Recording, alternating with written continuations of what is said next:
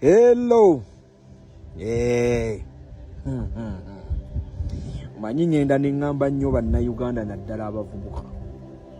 Mwebaze nnyo omutonzi olwa Bobi Wine okujja mu byobufuzi.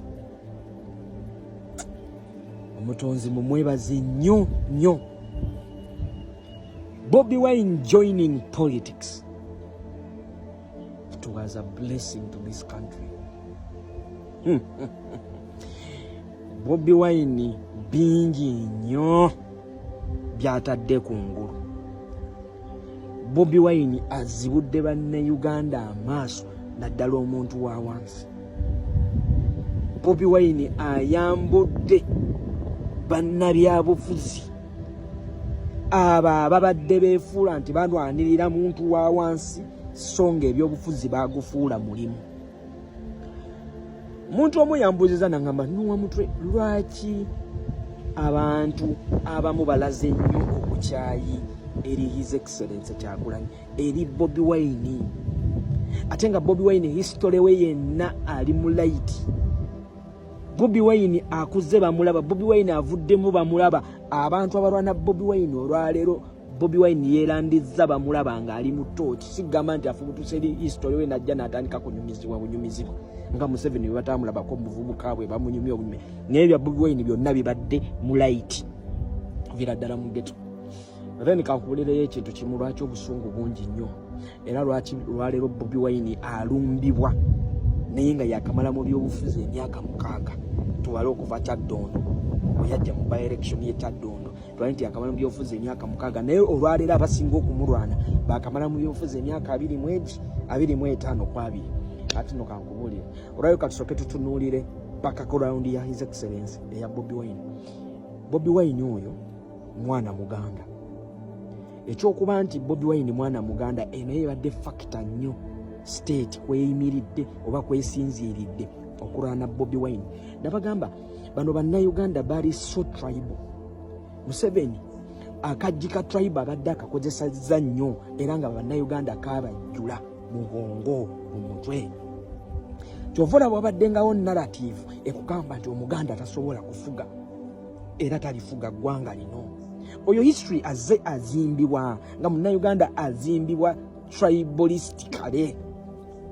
Kakati olwaleero Bobi Wine agenda okujja okiwuliza nga bagamba oyo Muganda oyo akulembeza interests z'Abaganda era ebyobukulembeze bwe bigenda kuba byetoololera mu Buganda muno. Bobi Wine n'asukka ensalo. Bobi Wine n'agenda n'awasa mu Banankole n'awasa Babi Itungo Kyagulanyi. Eryo eppeesa Bobi Wine n'alibakuba bwe bampiki n'agibakuba. Ne bava ku mpiki eyo ya tribal ne bajja ne bayingizaawo kino. Oyo muyaga afubutuse mu music avudde mu byakuyimba. Tagenzeeko na makerere taluddeeyoko. Oyo tannatuukako mu kagurupu k'abalandi friends. Oyo hooligan. Society y'olw'okuba ebadde ezzeera ba Bobi Wine nti music we abadde atambula mu kiyitibwa edutainment. Bobi Wine n'atuuka ku level egamba amalaasi gano kati ngajjeeko mbadde nnywa njaga nga ndi muyaga naye kakati I've transformed bino byonna mbizizza ebbali kati nentandisa okwebrandinga ng'omukulembeze asobola okukulembera eggwanga. Kati ekyo bannayuganda abantu ne bakigoba ne batakirya. Mujjukira bulungi nnyo bakumya ebifaananyi bya Bobi Wine ng'akinywamu ayina amalaasi. Bannayuganda ne bakikuba ne bagamba ati ffe twagala ono omuntu gwe tuzze tulaba transforminze ono omuntu asobola okukulembera eggwanga bulungi nnyo. Ekyo ne bakikola ki ne bakigoba ne bajja ne bayita mu tteeke erigamba nti kakati yadde tukimanyi nti ayina omukyala yamuwasa naye katumwambaze ogw'obusiyazi nti ono omukyala yamwekwekeramu bwekekerezi naye neemabega musiyazi. Kati eryo eppeesa ate Bobi Wine najja n'alibakuba nti banna bamwetoolodde bonna bafumbo era azze abenkarejinga okufumbibwa nti Bobi Wine alina empeta ye mu myaka gye egy'obuvubuka yakeera n'afumbirwa n'afuna empeta n'azaala n'abaana ate nga famire ye eri mu limelight ajja agitambuliza mu limelight. Eryo eppeesa n'alibakuba. Kakati era obuzibu buvaawa.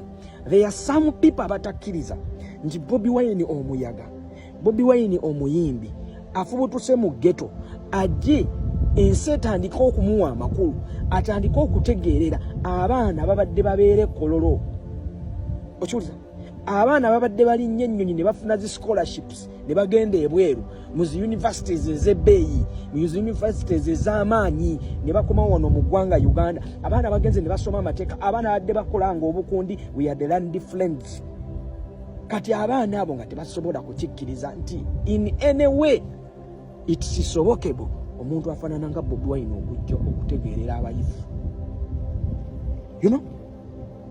olwayo Bobi Wine okuba nti asitudde society y'abavuzi ba boda ab'obutale aba taxi bakondakita bababa bakinyonzi babawunsa olwaleero okubanga badiscussinga politics olwaleero okubanga abantu ekikula kitu bayimirira ne bareasoninga out abantu bano abeeyita balandi friends abasomyeko nti newe buli kyaddi elite class eyo tegenda kukkiriza nti ono omwana asobola era asaanidde nti kati ffe emyaka 2 gye tubadde wana 25 tugezezzaako naye kiremye titulina komandi ya muntu wa wansi ekyo baagannyo kikkiriza era baalemye kyova olaba olwaleero nti bo kati babiikiddwa nti tebakyasobola kudiscussingibwako ensi ogw'omuntu wa wansi atunuulidde nnyo Bobi Wine kati bano okukomawo mu kifaananyi ekyo balina okufightinga hard kati bo kyova olaba bagenda fuuka ba critique basomyeko naye ng'ogwabwe gwa critiquinga